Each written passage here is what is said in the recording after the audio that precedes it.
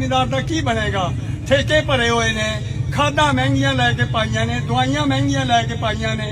ਜ਼ਿਮੀਂਦਾਰ ਨੂੰ ਦੱਸੋ ਕਿ ਕੀ ਦੇ ਰਹੇ ਆ। ਪਿਛਲੀ ਵਾਰੀ ਜ਼ਿਮੀਂਦਾਰ ਕੋਲੋਂ ਛਾਪੇ ਮਾਰ ਕੇ ਕਣਕ ਅੰਦਰਾਂ ਚੋਂ ਕੱਢਦੇ ਸੋ, ਹੁਣ ਕਿਉਂ ਨਹੀਂ ਖਰੀਦ ਰਹੇ। ਕੈਸੀ ਸਾਡੀ ਇਹ ਹਕੂਮਤ ਆ ਗਈ ਹੈ, ਐਡੀ ਗੰਦੀ ਹਕੂਮਤ ਆਈ ਹੈ ਕਿ ਜ਼ਿਮੀਂਦਾਰ ਦੀ ਕਣਕ ਨਹੀਂ ਖਰੀਦ ਰਹੀ। ਕੀ ਹੈ, ਕੀ ਦੇ ਰਹੇ ਨੇ ਜ਼ਿਮੀਂਦਾਰ ਸਾਨੂੰ ਦੱਸਣ। ਬਿਜਲੀ ਮਹਿੰਗੀ, ਖਾਦ ਮਹਿੰਗੀ, ਤੇਲ ਮਹਿੰਗਾ, ਜ਼ਿਮੀਂਦਾਰ ਦੀ ਕਣਕ ਕੌਡੀਆਂ ਦੇ ਭਾਅ ਲੈ ਰਹੇ ਨੇ।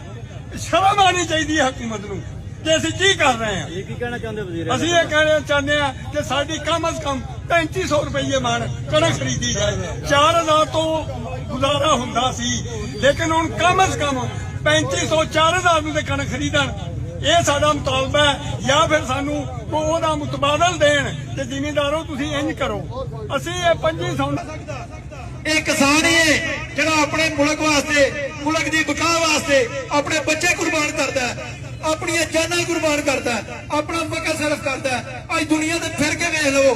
ਗੰਦਮ को किसान को बंद करो, किसान का माशी कत्ल बंद करो, किसान का माशी कत्ल बंद करो, किसान का माशी कत्ल बंद करो।